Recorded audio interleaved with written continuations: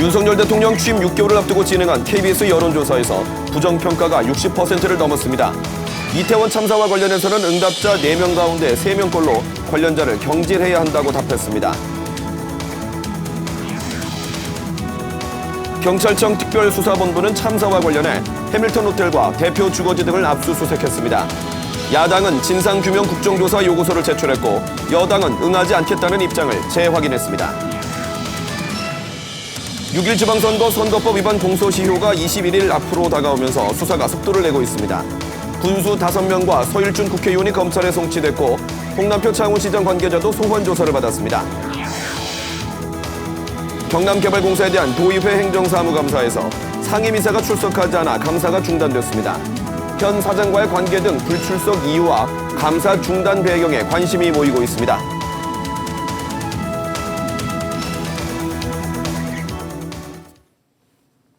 안녕하십니까. 7시 뉴스 시작합니다.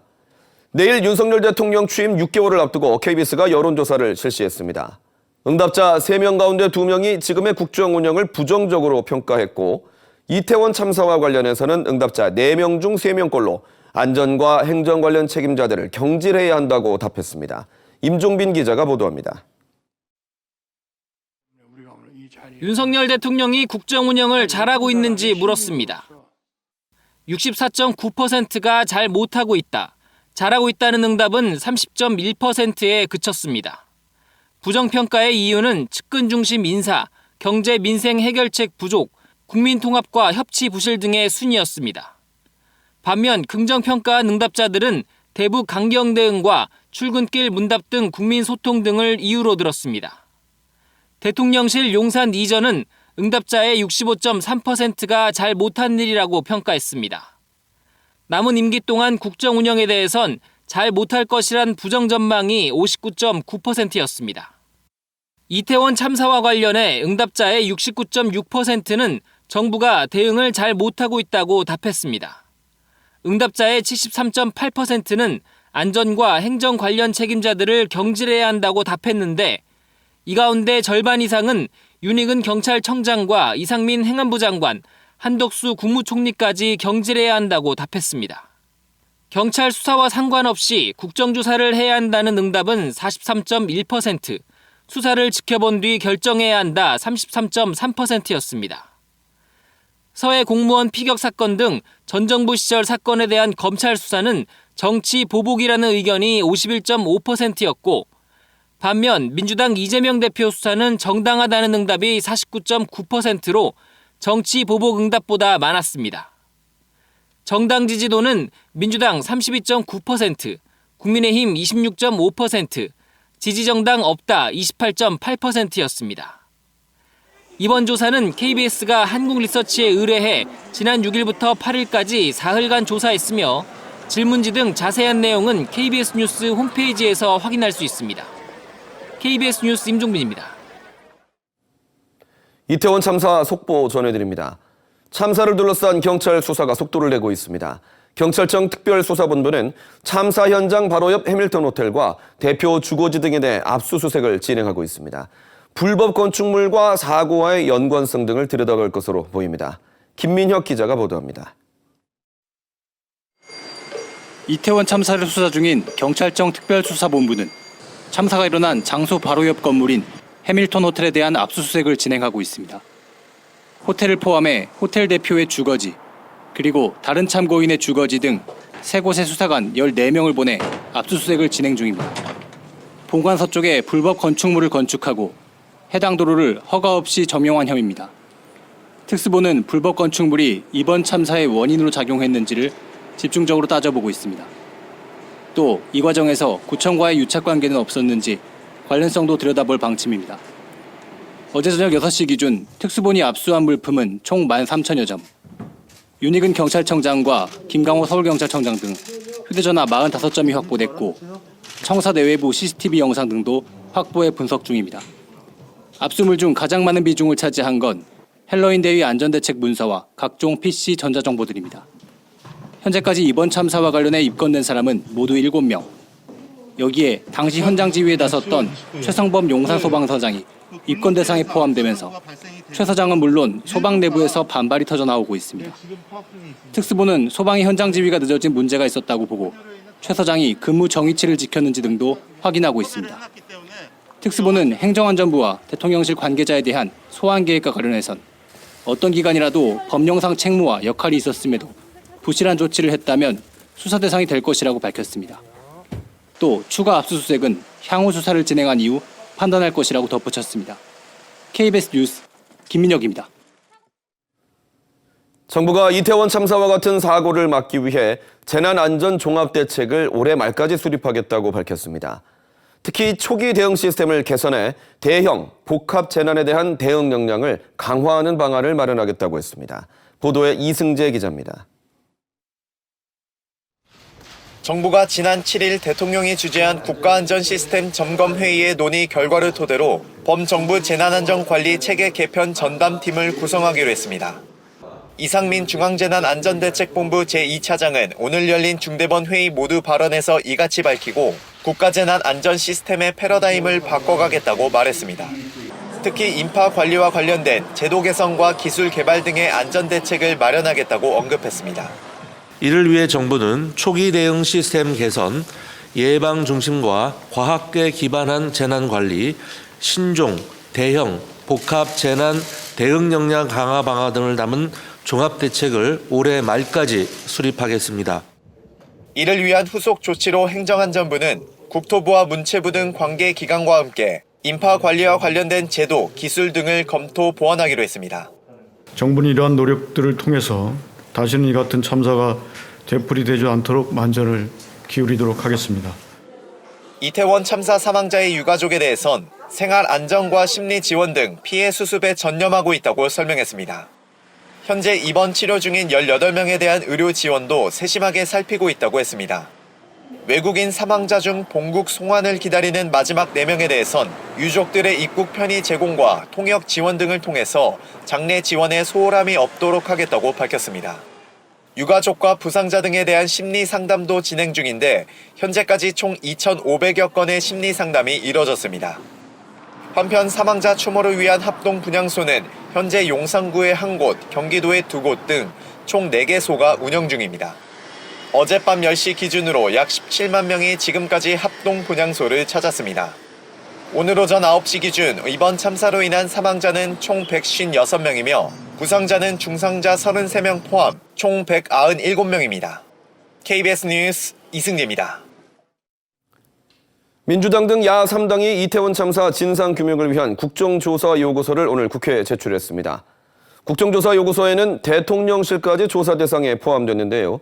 여당인 국민의힘은 국정조사가 정쟁만 일으킨다며 협조하지 않겠다는 방침을 재확인했습니다. 한승현 기자의 보도입니다. 민주당과 정의당, 기본소득당 등 야 3당이 이태원 참사 진상규명을 위한 국정조사 요구서를 제출했습니다. 참여한 의원은 181명으로 무소속 5명도 이름을 올렸습니다. 이들은 요구서에서 참사 원인을 비롯해 대규모 인명피해 발생의 직간접적 원인, 책임 소재 규명 등을 조사하겠다고 밝혔습니다. 이를 위해 소방과 경찰, 용산구, 서울시, 행정안전부와 국무총리실 등의 참사 전후 대응을 조사 대상으로 명시했습니다. 특히 용산 이전에 따른 경호, 경비 인력의 과다 소요를 참사의 근본적 배경으로 지목하며 대통령실도 조사 대상에 포함시켰습니다. 셀프 수사에 맡겨둘 수는 없고 우리 국민들께서 직접 참사의 원인 그리고 앞으로의 대책을 함께 규명해야 될 것 같습니다.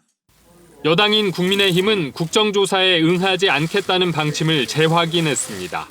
신속한 강제 수사가 가장 효과적이고 원칙이라며 강제력이 없는 국정조사는 수사에 지장을 주고 정쟁만 일으킨다고 했습니다. 지금은 수사가 착착 진행되고 있기 때문에 지금 국정조사를 하자고 하는 것은 오히려 정치적인 의도가 있는 것이다. 야 3당은 내일 본회의에서 국정조사 요구서를 보고하고 오는 24일 본회의에서 처리한다는 방침입니다. 국정조사는 재적의원 과반 출석에 출석의원 과반이 찬성하면 의결돼 여당 없이도 처리가 가능합니다. 다만 요구서가 처리되더라도 이후 조사위원회 구성을 위한 여야 협의 과정에서 적잖은 진통이 예상됩니다. KBS 뉴스 한승현입니다. 검찰이 이재명 민주당 대표의 측근인 김용 민주연구원 부원장을 구속 기소한 지 하루 만에 또 다른 측근인 정진상 정무조정실장에 대한 강제 수사에 돌입했습니다. 정 실장의 자택과 사무실 등 압수수색에 나섰는데요.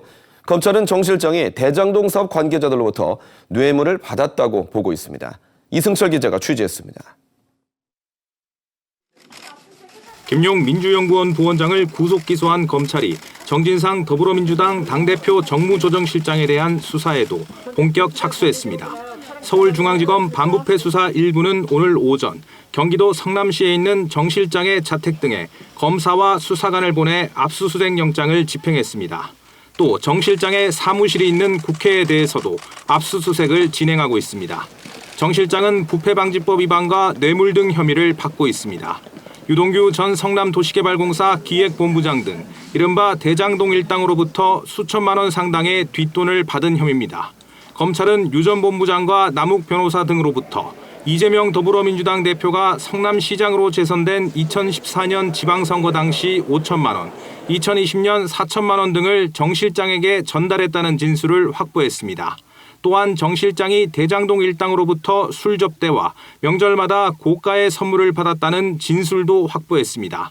유 전 본부장 등의 이 같은 진술에 대해 정 실장은 일고의 가치도 없는 허구 그 자체라며 혐의를 전면 부인해왔습니다. 정 실장은 어제 정치자금법 위반 혐의로 기소된 김용 민주연구원 부원장과 함께 이재명 대표의 최측근으로 꼽힙니다. 이 대표는 지난해 대장동 개발 의혹 국면에서 측근이라면 정진상, 김용 정도는 돼야 하지 않느냐고 말하기도 했습니다. KBS 뉴스 이승철입니다. 6일 지방선거의 공직선거법 위반 사건 공소시효가 21일 앞으로 다가오면서 검찰과 경찰의 수사 결과가 속속 나오고 있습니다. 현직 군수 5명과 서일준 국회의원이 검찰에 송치됐고 홍남표 창원시장의 후보 매수 의혹을 수사 중인 검찰은 최근 선거 캠프 관계자를 피의자 신분으로 조사한 것으로 확인됐습니다. 김소영 기자의 보도입니다. 창원지검이 홍남표 창원시장의 6일 지방선거 후보 시절 선거 캠프 핵심 관계자였던 A씨를 최근 소환 조사한 것으로 KBS 취재 결과 확인됐습니다. A씨는 지난 4일 검찰에 나와 피의자 신분으로 약 3시간 동안 조사를 받으며 후보 매수 혐의를 전면 부인한 것으로 알려졌습니다. 검찰이 A씨의 집과 사무실을 압수수색한 지 이틀 만입니다. A씨는 당시 사건 고발인이 자신에게 창원시장 출마 의사를 밝히지 않았다며 후보 매수 혐의가 성립되지 않는다는 취지로 진술했습니다. 서울 여의도 국회의원 회관 의원실에서 경찰 조사를 받겠다고 요구해 이른바 황제 조사 논란을 일으킨 국민의힘 서일준 의원도 혐의가 인정돼 검찰로 넘겨졌습니다. 서 의원은 6일 지방선거 거제시장 선거 당시 같은 당 박종우 후보의 지원 유세 과정에서 더불어민주당 후보였던 병광용 전 거제시장이 대우조선 노조 간부들을 경찰에 고발했다는 발언을 해 허위 사실을 공표한 혐의를 받고 있습니다. 이승화 산청군수는 관련자 2명과 함께 공직선거법상 기부행위 제한 위반 혐의로 검찰에 송치됐습니다. 이에 따라 6일 지방선거와 관련해 송치되거나 기소된 경남의 현직 단체장은 하동과 의령, 창녕, 산청, 거창군수로 모두 5명으로 늘었습니다. 전직 단체장 가운데는 한정우 전 창녕군수가 재임 시절 군민들에게 자서전을 무료로 나눠준 혐의로 검찰에 송치됐습니다. 박종우 거제시장의 측근인 비서실장은 당시 병광용 민주당 후보의 이름을 딴 인터넷 사이트를 운영하며 조직폭력배 유착설 등 허위 사실을 공표한 혐의로 검찰에 송치됐습니다. KBS 뉴스 김소영입니다. 김해 장유 소각장 증설 반대 주민비상대책위원회가 보도자료를 내고 홍태용 김해시장이 후보 시절에 약속한 소각장 증설 여부 주민투표를 아직 지키지 않고 있다며 불신임 운동을 하겠다고 밝혔습니다.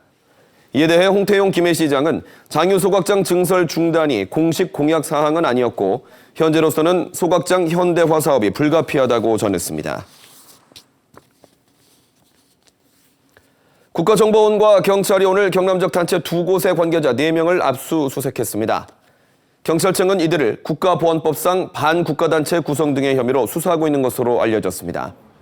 압수수색 대상에는 경남적 단체 관계자들과 진보당 제주도당 전 위원장 등이 포함된 것으로 전해졌습니다. 경남개발공사에 대한 행정사무감사가 증인인 상임이사 불출석을 이유로 중단됐습니다. 책임자인 개발공사 사장이 출석을 했는데도 도의원들은 지역적인 이유를 들며 산적한 현안 논의조차 미뤘습니다. 천윤수 기자가 보도합니다. 경남개발공사에 대한 경상남도의회 행정사무감사. 서희봉 건설소방위원이 증인 출석을 요구한 김중섭 개발공사 상임이사가 사전 통보나 양해를 구하지 않고 나오지 않았다는 이유로 감사 중지 요청을 합니다. 개발공사에 대한 감사를 중지하고 추후 일정을 다시 잡아서 감사를 요청한 바입니다, 위원장님. 출석한 김건수 개발공사 사장이 자신이 답변하겠다고 했지만 똑같이 지역에도 보고 오고 밑에 다 업무가 이루어지기 때문에 질문에 답하는 건 문제가 없다. 예, 좋은데. 행정사무감사는 중단됐습니다. 준비가 되는 데 대해서 다시 감사를 할 수 있도록 하겠습니다. 감사 중지를 선언합니다. 김중섭 상임이사는 지난 9월 김건수 사장이 취임하기 전 9달 동안 사장 권한 대행을 지낸 데다 사장 공모에서 김 사장과 경쟁 관계였습니다. 신임 사장과 상임이사의 갈등 관계가 표출된 대목입니다. 이제는 사장이고 상임이사니까 잘 협력을 해서 진행이 잘. KBS 취재 결과 상임이사의 불출석은 김건수 사장의 결정으로 최근 개발공사가 상임이사가 사장 권한 대행을 한 기간에 진행된 산업단지 조성과 아파트 건설 등 주요 사업에 문제점은 없는지를 살펴보고 있기 때문인 것으로 확인됐습니다. 김건수 사장은 조직 문제가 외부로 불거지기 전에 상임이사가 자진 사퇴하도록 유도하고 있다는 분석도 나오고 있습니다. 그동안에 진행했던 부분을 대기를 해주시고 그래서 그런 모든 부분을 신임사인 제가 진행하기 위해서 그렇게 조치를 했습니다. 상임이사의 입장을 듣기 위해 전화를 했지만 연락이 닿지 않았습니다. 경남개발공사 행정사무감사가 파행을 겪으며 수년째 표류하고 있는 창원시 진해 웅동 관광단지와 경남 농업기술원 이전 등 주요 현안은 논의되지도 못했습니다. KBS 뉴스 천영수입니다. 경남을 비롯해 전국적으로 코로나19 재유행이 또 시작되고 있습니다. 백신 접종 후 시간이 흐르면서 면역 효과가 떨어지는 데다 추가 접종을 하는 사람은 늘지 않으면서 재감염이 더 빠르게 확산하는 것으로 분석되고 있습니다. 여기에 겨울 독감 유행까지 겹치고 있습니다. 손은욱 기자의 보도입니다. 창원보건소, 시민들이 코로나19 검사를 받고 있습니다. 방역 규제가 풀리면서 재감염 등 우려가 큽니다.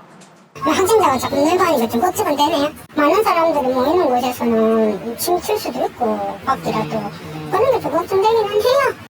지난달 초 추정된 경남의 재감염률은 7.3%, 3주 만에 9.4%로 높아졌습니다.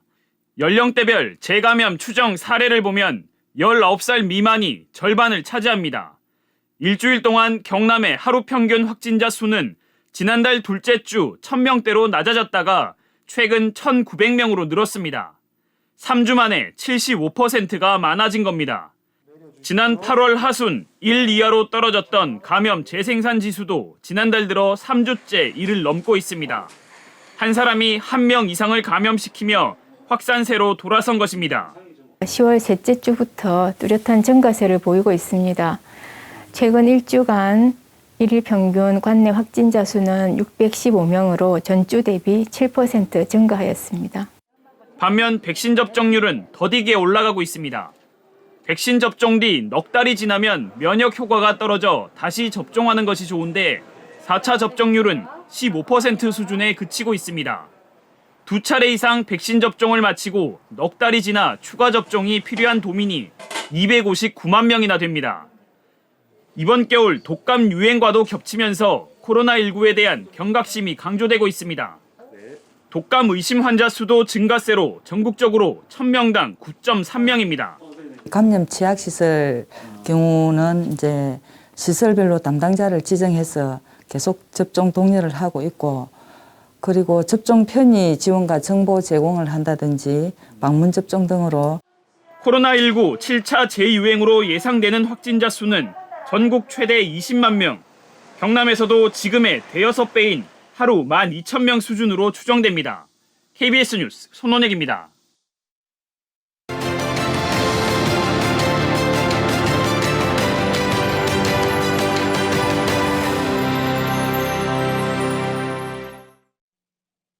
이어서 진주에서 전해드립니다.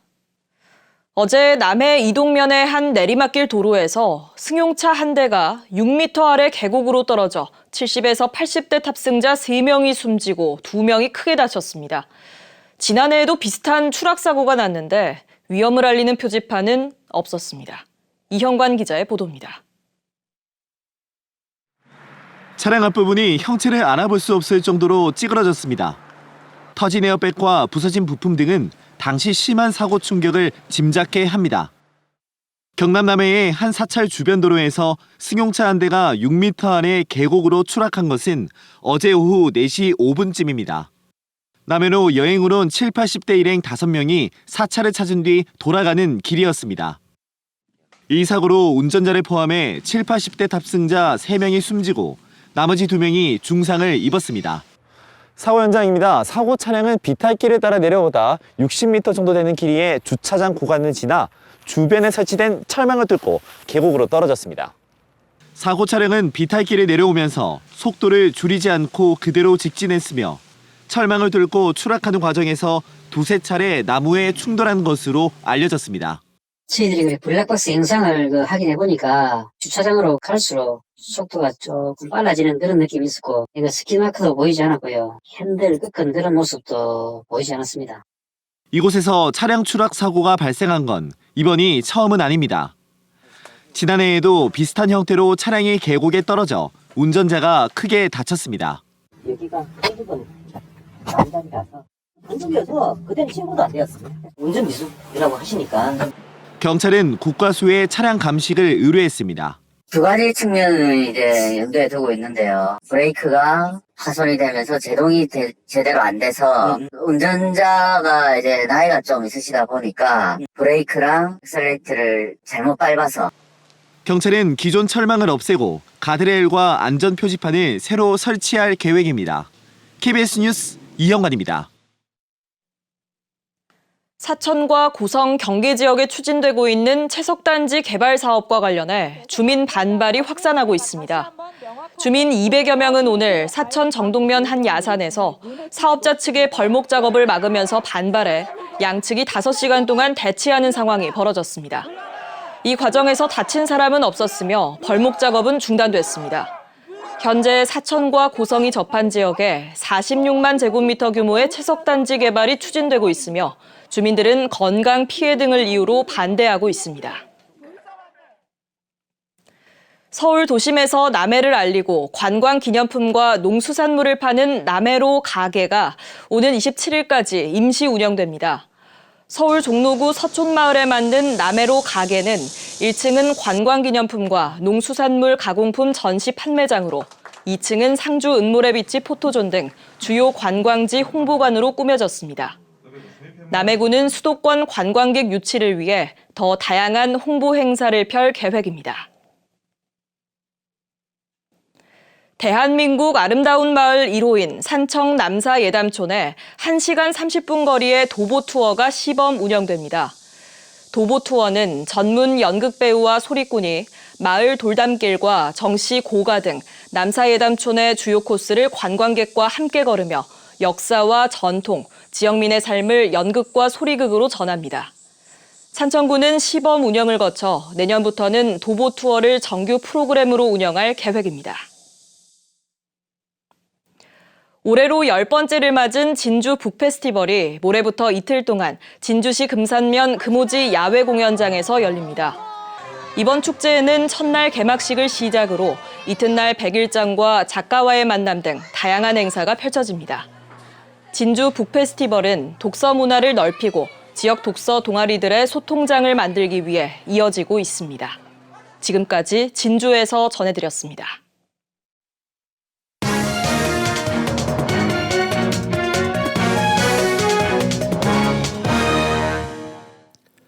이태원 참사 추모 속에 오늘 소방의 날을 맞았습니다. 그 어느 때보다 소방의 역할과 책임에 대해서 깊이 생각하게 되는 날인데요.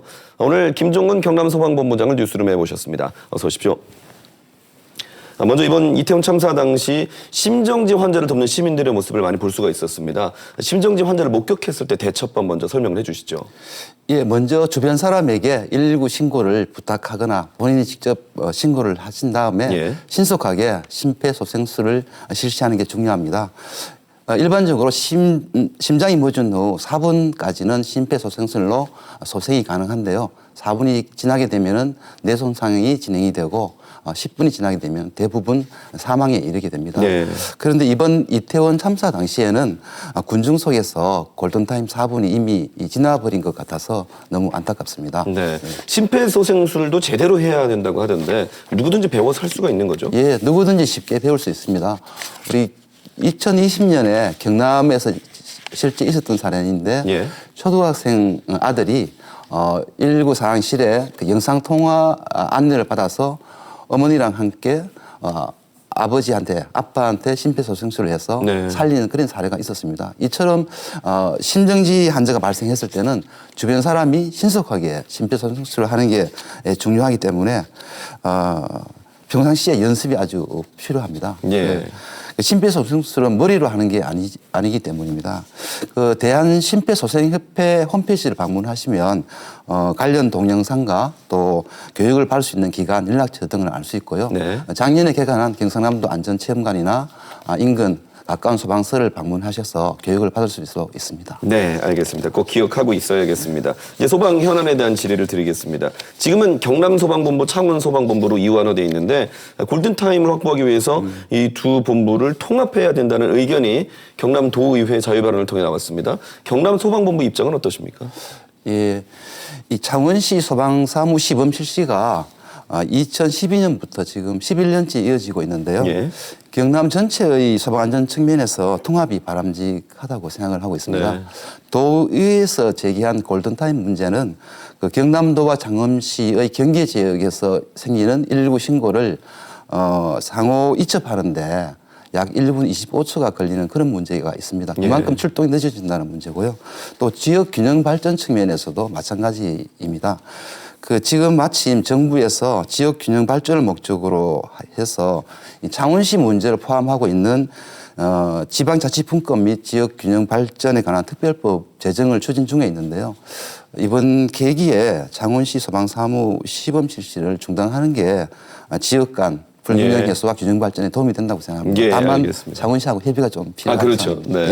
취임 당시에 경남도민이 체감할 수 있는 안전정책을 추진하겠다 하셨습니다. 좀 달라진 소방안전정책이나 성과는 뭐가 있을까요? 예, 우선 재난 대응 분야에서 의용소방대 활동을 강화시키고자 하고 있습니다. 도내 소방력이 미배치된 88개 면지역에 직접 소방차를 운영하는 전담 의용소방대 확대를 추진하고 있습니다. 금년에 5개를 확대했고 향후 4년간 45개 대의 그 전담 의용소방대를 추가로 확대해서 면지역의 부족한 소방력 문제를 해결하고자 합니다. 다른 하나는 그 대형 산불 지상 진화 체계를 구축하는 겁니다. 밀양 산불이 다행히 큰 피해 없이 끝났지만 주불 진화에 사흘 이상이 걸리는 정도로 대형 산불이었고요. 앞으로도 기후변화로 인해서 산불 발생 빈도도 많아질 거고 대형 산불이 더 있을 걸로 예상이 됩니다. 그래서 소방에서는 그동안 소방차 중심의 진압뿐만 아니라 소방 이동식 수조 또 호스 또 이동식 펌프 이렇게 구성된 산불 진화 장비 세트를 각 소방서별로 이제 구비를 해서 산 정상 부위까지 물을 공급할 수 있는 체계를 갖춰서 산불 진화에 좀 더 적극적으로 나서고자 하는 진화 체계를 갖추고 있습니다. 네, 알겠습니다. 두 번째는 하지 안전에 관한 그 교육 홍보를 강화하고 있습니다. 먼저 우리 아파트 하지 안전 체험하기 누리집을 금년 4월부터 운영을 하고 있습니다. 도내 아파트 단지별 피난 설비, 소방 설비 사진을 게시를 하고 있고요. 또 하재시 행동 요령을 담고 있어서 도민들께서 쉽게 하지 안전 체험을 할 수 있게 되겠습니다. 그리고 경남 소방 온라인 소방 안전 교육 플랫폼을 운영하고 있습니다. 전국 최초로 만든 건데요. 이제 비대면으로 실시간 하상 강의, 동영상 강의를 도민들께서 직접 받을 수가 있겠습니다. 알겠습니다. 재난과 화재로부터 국민의 생명과 또 재산을 보호하기 위해서 제정된 소방의 날을 맞아서 모시게 됐습니다. 오늘 바쁠 텐데 나와주셔서 감사합니다. 감사합니다.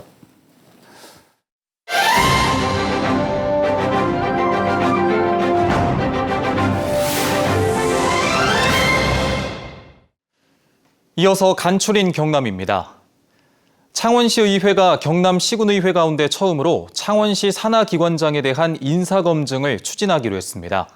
창원시 의회는 어제 의장단 간담회를 열고 창원시설공단과 창원문화재단 등 창원시 산하 공공기관장 인사검증 시스템 도입을 위한 절차와 방식을 논의했고 조만간 창원시와 협약을 맺을 예정이라고 밝혔습니다. 경상남도 선거관리위원회와 18개 시군 선거관리위원회가 다음 달 15일과 22일에 치러질 경상남도 체육회장과 시군 체육회장 선거 출마자를 위한 설명회를 오늘 열었습니다. 2020년 국민체육진흥법 개정에 따라 자치단체 체육회장 선거는 선거관리위원회가 위탁 관리하도록 바뀌었습니다. 대형 조선사와 하청업체 등의 이중구조 개선 대책을 찾기 위한 조선업 상생협의체가 발족했습니다. 대우조선과 삼성중공업 등 대형 조선사와 하청업체를 비롯해 정부 관계자와 외부 전문가 등 24명으로 구성된 조선업 상생협의체는 하도급 실태 합동조사 등을 거쳐 내년 2월까지 원하청 상생협력실천협약을 맺을 계획입니다. 지난달 경남의 실업률이 조금 낮아진 것으로 나타났습니다. 동남지방통계청 발표를 보면 지난달 경남 실업률은 2.6%로 지난해 같은 기간보다 0.5%포인트 줄었고 고용률은 61.4%로 비슷한 것으로 집계됐습니다. 실업률 하락 원인은 경제활동 인구가 지난해보다 16,000여 명이 줄면서 실업자 수도 9,000여 명이 줄었기 때문으로 분석됐습니다. 창원지법은 업무상 배임 혐의로 기소된 경남 로봇랜드 재단 전 임직원들에 대한 항소심에서 원심을 파기하고 일부 감형해 전 재단 원장 A씨에게 징역 1년 2개월, 전 본부장 B씨와 실장 C씨에게 각각 징역 8개월과 6개월을 선고했습니다.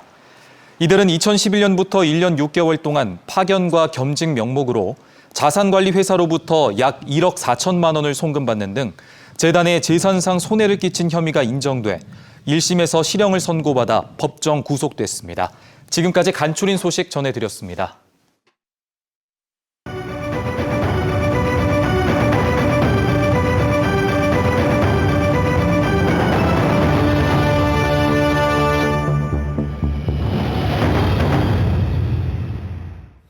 신문브리핑 풀뿌리 언론 K 시작합니다. 먼저 경남 도민일보 보시겠습니다. 빨라지는 쓰레기 대란 시계 감당하실 수 있겠습니까? 라는 기사인데요. 보시면 창원시 성산구의 생활 폐기물 매립장과 한 해 창원시가 매립하는 쓰레기 양을 그래프로 정리를 해놨습니다. 한눈에 보기에도 양이 많아 보이는데요.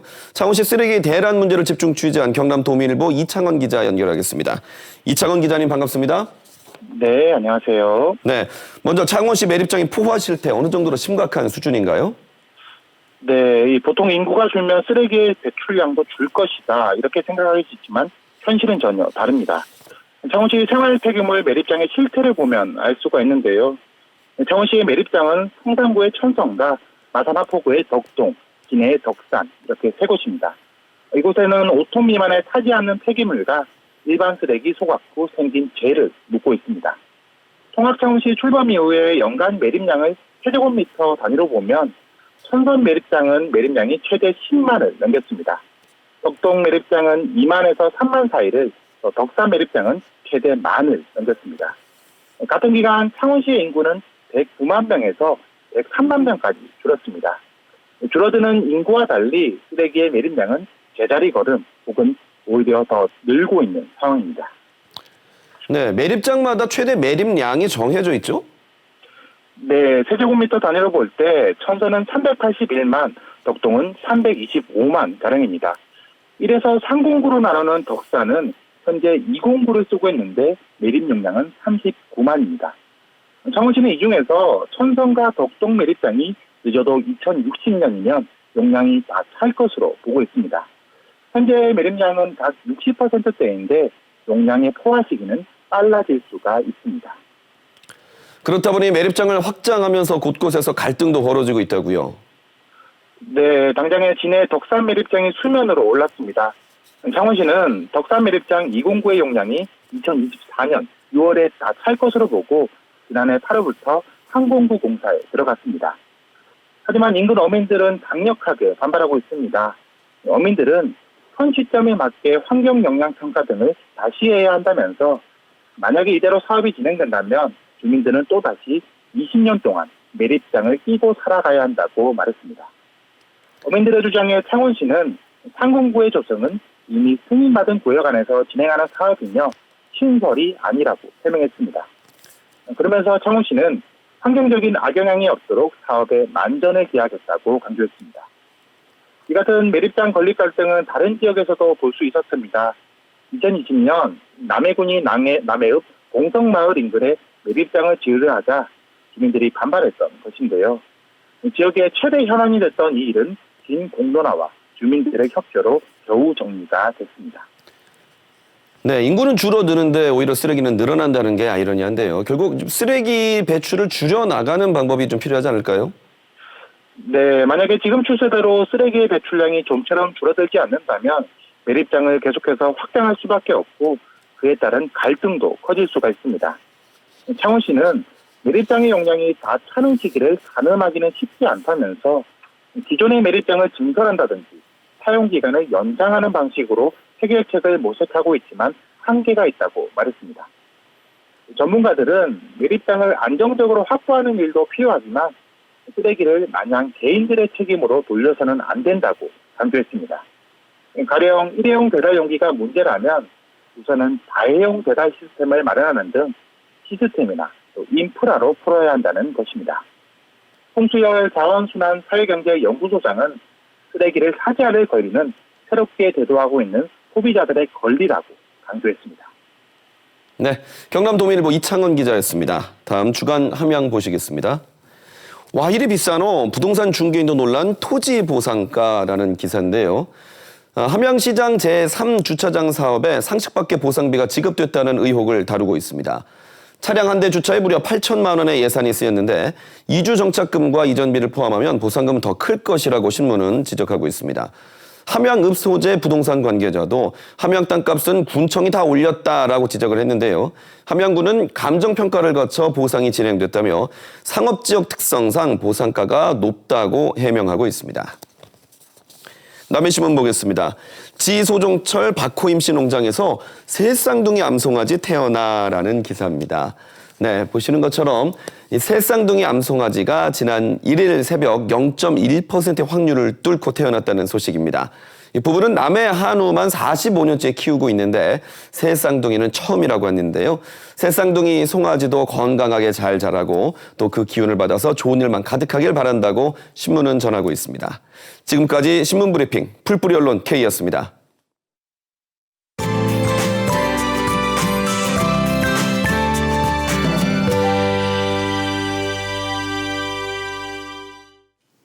내일도 아침에는 춥거나 쌀쌀하고 낮에는 온화한 날이 되겠습니다. 곳곳으로 아침과 낮의 기온차가 10에서 15도 가까이 크게 나겠는데요.